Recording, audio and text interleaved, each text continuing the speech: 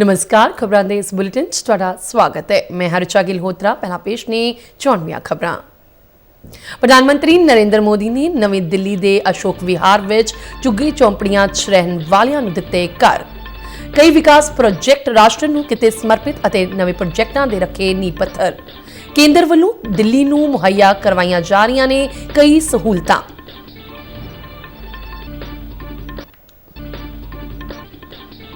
केंद्रीय खेतीबाड़ी मंत्री शिवराज सिंह चौहान ने शनिवार नूं सूबिਆਂ ਦੇ खेती मंत्रियों की वर्चुअल मीटिंग सद्दी। भलके 11 ਵਜੇ खेती खेतर ਦੀਆਂ ਮੰਗਾਂ ਅਤੇ ਸੁਧਾਰਾਂ ਨੂੰ ਲੈ ਕੇ ਕਰਨਗੇ ਚਰਚਾ।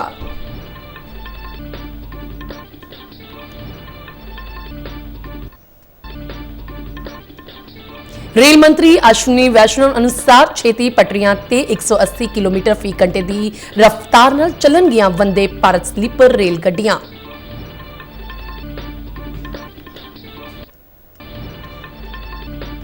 पंजाब सरकार सरकारी हस्पतालों च काम करने वाले सफाई सेवकों और दर्जा 4 कर्मचारियों को पढ़ाई करने के मौके मुहैया करवाएगी।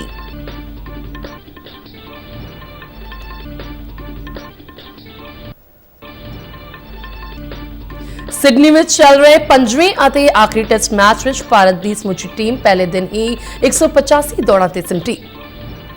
मेजबान आस्ट्रेलिया की टीम ने 1 विकेट गुआ के 9 दौड़ां बनाईयां। ते हुण खबरां विस्तार नाल। प्रधानमंत्री नरेंद्र मोदी ने आज नवी दिल्ली विच कई मुकम्मल हो चुके विकास प्रोजेक्ट राष्ट्र नूं समर्पित किए और कई नवे प्रोजेक्टां दा नींह पत्थर रखिया। उन्होंने कौमी राजधानी के अशोक विहार च झुग्गी झोंपड़ी वालियां लई 1675 नवे बने फ्लैटां दीयां चाबियां योग लाभपात्रियां नूं सौंपियां।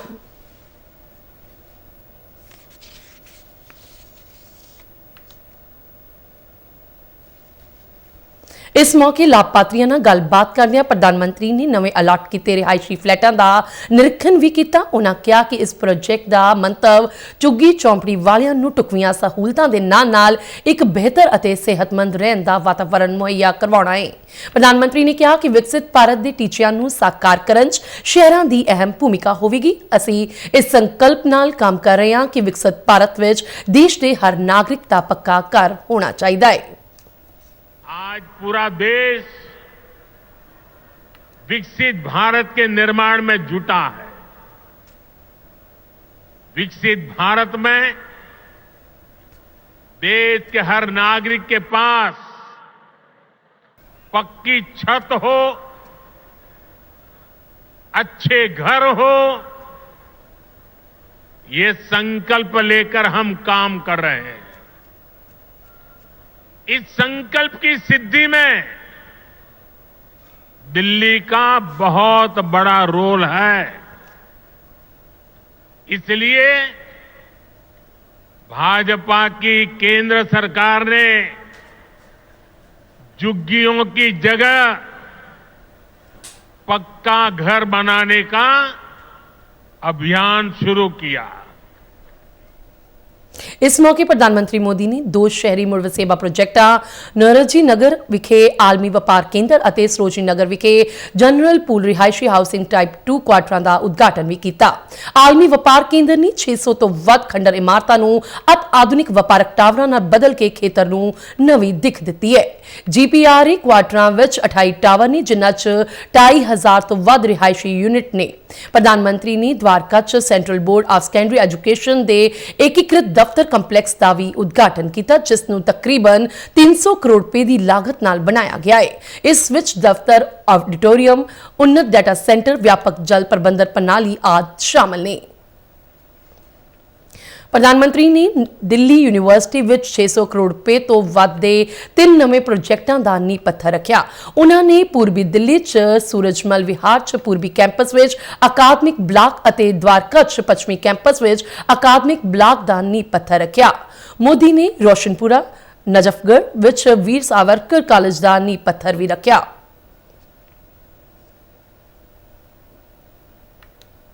ਇਸ ਤੋਂ ਬਾਅਦ ਦਿੱਲੀ ਦੇ ਰਾਮਲੀਲਾ ਮੈਦਾਨ ਵਿੱਚ ਇਕੱਠ ਨੂੰ ਸੰਬੋਧਨ ਕਰਦਿਆਂ ਪ੍ਰਧਾਨ ਮੰਤਰੀ ਨੇ ਨਵੇਂ ਸਾਲ 2025 ਦੀਆਂ ਸ਼ੁਭਕਾਮਨਾਵਾਂ ਦਿੱਤੀਆਂ। ਉਹਨਾਂ ਕਿਹਾ ਕਿ ਇਸ ਸਾਲ ਆਲਮੀ ਪੱਧਰ ਤੇ ਭਾਰਤ ਲਈ ਨਵੀਆਂ ਪ੍ਰਾਪਤੀਆਂ ਦਾ ਸਾਲ ਹੋਵੇਗਾ। ਮੋਦੀ ਨੇ ਕਿਹਾ ਕਿ ਦੇਸ਼ ਦੁਨੀਆ ਦਾ ਤੀਜਾ ਸਭ ਤੋਂ ਵੱਡਾ ਅਰਥਚਾਰਾ ਬਣਨ ਜਾ ਰਿਹਾ ਹੈ। ਪ੍ਰਧਾਨ ਮੰਤਰੀ ਨੇ ਕਿਹਾ ਕਿ ਸਰਕਾਰ ਦੀ ਇਹ ਕੋਸ਼ਿਸ਼ ਹੈ ਕਿ ਦਿੱਲੀ ਦੇ ਵਿਦਿਆਰਥੀਆਂ ਨੂੰ ਦਿੱਲੀ ਵਿੱਚ ਹੀ ਬਿਹਤਰੀਨ ਵਿਦਿਅਕ ਮੌਕੇ ਪ੍ਰਦਾਨ ਕੀਤੇ ਜਾਣ। ਪ੍ਰਧਾਨ ਮੰਤਰੀ ਨੇ ਕਿਹਾ ਕਿ ਦਿੱਲੀ ਕਈ ਆਫਤਾਂ ਨਾਲ ਘਿਰੀ ਹੋਈ ਹੈ। ਉਹਨਾਂ ਕਿਹਾ ਕਿ ਉਹ ਦਿੱਲੀ ਵਾਲਿਆਂ ਨੂੰ ਮੁਫਤ ਇਲਾਜ ਦੀ ਸਹੂਲਤ ਦੇਣ ਵਾਲੀ ਆਯੁਸ਼ਮਾਨ ਯੋਜਨਾ ਦਾ ਲਾਭ ਦੇਣਾ ਚਾਹੁੰਦੀ ਹੈ, ਪਰ ਦਿੱਲੀ ਸਰਕਾਰ ਇਸ ਨੂੰ ਲਾਗੂ ਨਹੀਂ ਹੋਣ ਦੇ ਰਹੀ। दिल्ली के गरीब हो, मध्यम वर्गीय परिवार हो, उनको सस्ती दवाएं मिले, इसके लिए करीब 500 जन औषधि केंद्र यहां दिल्ली में बनाए गए हैं। इन केंद्रों पर 80% से अधिक डिस्काउंट पर दवाएं उपलब्ध है। 100 रुपये की दवाई 15 रुपया 20 रुपये में मिलती है। ਕੇਂਦਰੀ ਖੇਤੀਬਾੜੀ ਅਤੇ ਕਿਸਾਨ ਭਲਾਈ ਮੰਤਰੀ ਸ਼ਿਵਰਾਜ ਸਿੰਘ ਚੌਹਾਨ ਨੇ ਸ਼ਨੀਵਾਰ ਨੂੰ ਸੂਬਿਆਂ ਦੇ ਖੇਤੀ ਮੰਤਰੀਆਂ ਦੀ ਮੀਟਿੰਗ ਸੱਦੀ ਹੈ। ਇਹ ਵਰਚੁਅਲ ਮੀਟਿੰਗ ਭਲਕੇ 11 ਵਜੇ ਹੋਵੇਗੀ, ਜਿਸ ਵਿੱਚ ਪੰਜਾਬ ਦੇ ਖੇਤੀ ਮੰਤਰੀ ਗੁਰਮੀਤ ਸਿੰਘ ਖੁੱਡੀਆਂ ਵੀ ਸ਼ਾਮਲ ਹੋਣਗੇ। ਕੇਂਦਰੀ ਖੇਤੀ ਮੰਤਰੀ ਨੇ ਖੇਤੀ ਖੇਤਰ ਦੀਆਂ ਮੰਗਾਂ ਤੇ ਸੁਧਾਰਾਂ ਨੂੰ ਲੈ ਕੇ ਇਹ ਮੀਟਿੰਗ ਸੱਦੀ ਹੈ।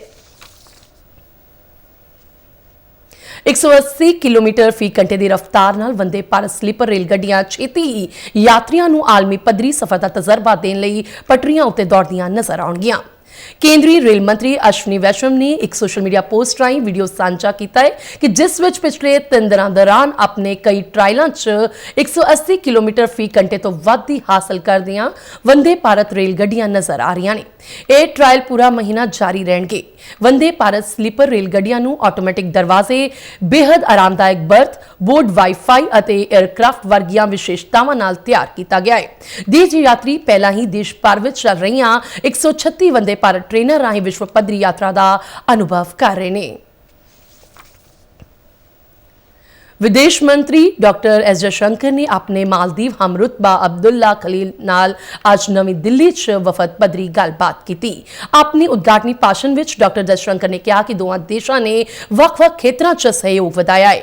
ਉਹਨਾਂ ਨੇ ਦੁਹਰਾਇਆ ਕਿ ਭਾਰਤ ਹਮੇਸ਼ਾ ਮਾਲਦੀਵ ਦੇ ਨਾਲ ਖੜਾ ਹੈ ਅਤੇ ਦੇਸ਼ ਨੇ ਮਾਲਦੀਵ ਨੂੰ ਜ਼ਰੂਰੀ ਵਸਤਾਂ ਦੀ ਬਰਾਮਦ ਦੀ ਸਹੂਲਤ ਦਿੱਤੀ ਹੈ। I think we have some important developments to report, positive developments to report.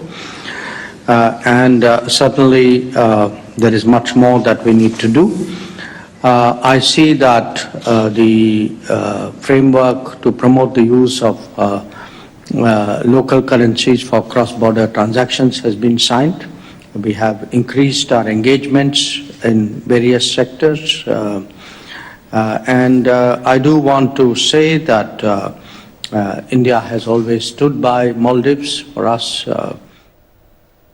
ਵਿਦੇਸ਼ ਮੰਤਰਾਲੇ ਦੇ ਬੁਲਾਰੇ ਰਣਧੀਰ ਜੈਸਵਾਲ ਨੇ ਨਵੀਂ ਦਿੱਲੀ 'ਚ ਵਿਦੇਸ਼ ਮੰਤਰਾਲੇ ਦੀ ਹਫ਼ਤਾਵਾਰੀ ਪ੍ਰੈਸ ਕਾਨਫਰੰਸ ਦੌਰਾਨ ਭਾਰਤ ਅਮਰੀਕਾ ਸੰਬੰਧਾਂ ਤੇ ਚਰਚਾ ਕਰਦਿਆਂ ਕਿਹਾ ਕਿ ਦੋਹਾਂ ਦੇਸ਼ਾਂ ਵਿਚਾਲੇ ਮਾਲੀ ਅਤੇ ਤਕਨੀਕੀ ਤੌਰ ਤੇ ਮਜ਼ਬੂਤ ਸੰਬੰਧ ਨੇ। ਅਮਰੀਕਾ ਵੱਲੋਂ H-1B ਵੀਜ਼ਾ ਬਾਰੇ ਕੀਤੇ ਗਏ ਨਵੇਂ ਐਲਾਨ ਦਾ ਹਵਾਲਾ ਦਿੰਦਿਆਂ ਜੈਸਵਾਲ ਨੇ ਕਿਹਾ ਕਿ ਇਸ ਉਪਰਾਲੇ ਨਾਲ ਤਕਨੀਕੀ ਮਾਹਰਾਂ ਨੂੰ ਫਾਇਦਾ ਮਿਲੇਗਾ ਅਤੇ ਦੁਵੱਲੇ ਸੰਬੰਧ ਹੋਰ ਮਜ਼ਬੂਤ ਹੋਣਗੇ। On H-1B visa, you would understand that this India-US partnership, which is an expansive world, and both our countries have strong and growing economic and technological partnership, and within this ambit, mobility of skilled professionals is an important component in this ambit and this collaboration. India-US economic ties benefit a lot from the technical expertise provided by skilled professionals. Bangladesh ਵਿੱਚ ਗ੍ਰਿਫਤਾਰ ਕੀਤੇ ਗਏ ਭਾਰਤੀ ਲੋਕਾਂ ਬਾਰੇ ਬੋਲਦਿਆਂ ਜੈਸਵਾਲ ਨੇ ਕਿਹਾ ਕਿ ਅਸੀਂ ਉਮੀਦ ਕਰਦੇ ਹਾਂ ਕਿ ਜਿਨ੍ਹਾਂ ਭਾਰਤੀ ਲੋਕਾਂ ਨੂੰ ਬੰਗਲਾਦੇਸ਼ ਵਿੱਚ ਗ੍ਰਿਫਤਾਰ ਕੀਤਾ ਗਿਆ ਹੈ ਉਹਨਾਂ ਬਾਰੇ ਨਿਰਪੱਖ ਸੁਣਵਾਈ ਹੋਣੀ ਚਾਹੀਦੀ ਹੈ। The fishermen issue.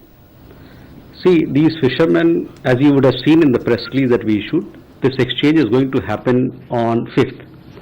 95 fishermen from our side are going to be released. 95 from their side. Indian fishermen and 90 from our side. This will happen on 5th of January. These fishermen had gone astray, as it happens in waters where you don't have proper marking, etc. Or sometimes people can.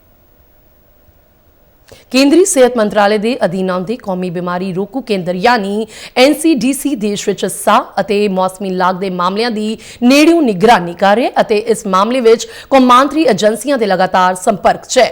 ਇਹ ਉਪਰਾਲਾ ਚੀਨ ਵਿੱਚ ਆਮ ਲੋਕਾਂ 'ਚ ਸਾਹ ਅਤੇ ਮੌਸਮੀ ਲਾਗ ਦੇ ਫੈਲਣ ਦੀਆਂ ਤਾਜ਼ਾ ਰਿਪੋਰਟਾਂ ਨੂੰ ਧਿਆਨ 'ਚ ਰੱਖਦਿਆਂ ਕੀਤਾ ਗਿਆ ਹੈ।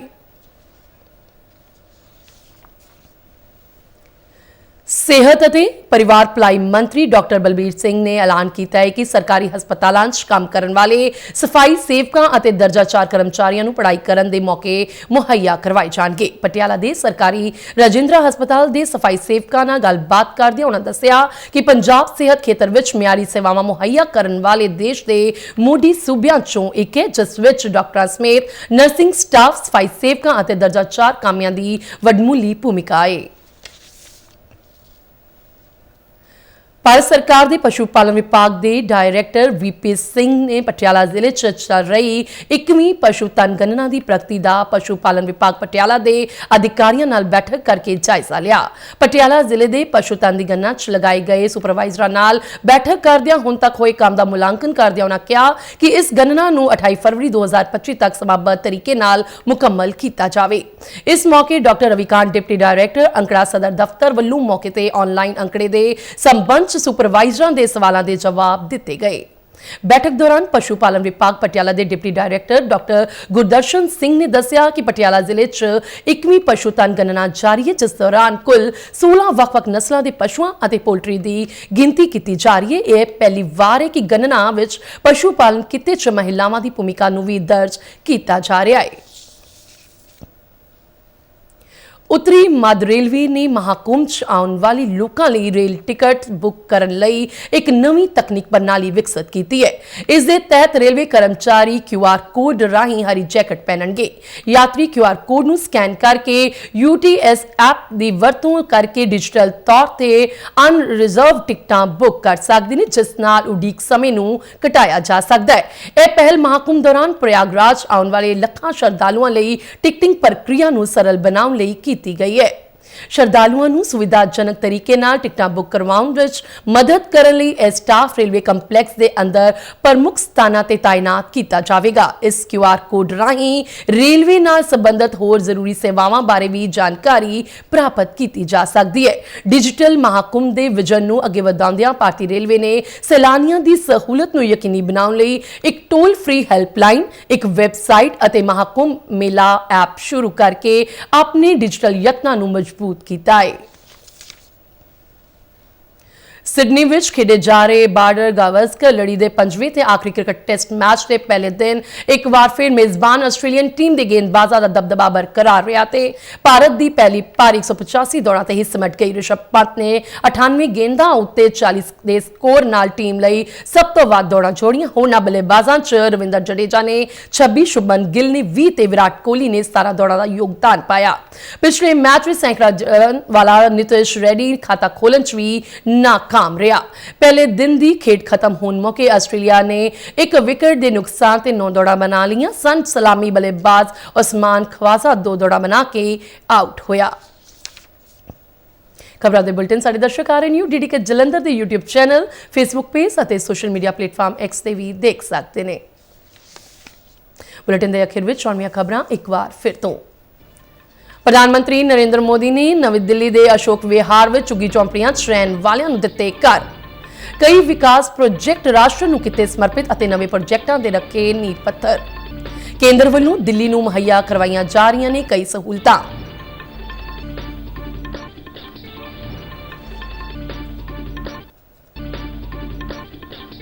ਕੇਂਦਰੀ ਖੇਤੀਬਾੜੀ ਮੰਤਰੀ ਸ਼ਿਵਰਾਜ ਸਿੰਘ ਚੌਹਾਨ ਨੇ ਸ਼ਨੀਵਾਰ ਨੂੰ ਸੂਬਿਆਂ ਦੇ ਖੇਤੀ ਮੰਤਰੀਆਂ ਦੀ ਵਰਚੁਅਲ ਮੀਟਿੰਗ ਸੱਦੀ। ਭਲਕੇ 11 ਵਜੇ ਖੇਤੀ ਖੇਤਰ ਦੀਆਂ ਮੰਗਾਂ ਅਤੇ ਸੁਧਾਰਾਂ ਨੂੰ ਲੈ ਕੇ ਕਰਨਗੇ ਚਰਚਾ।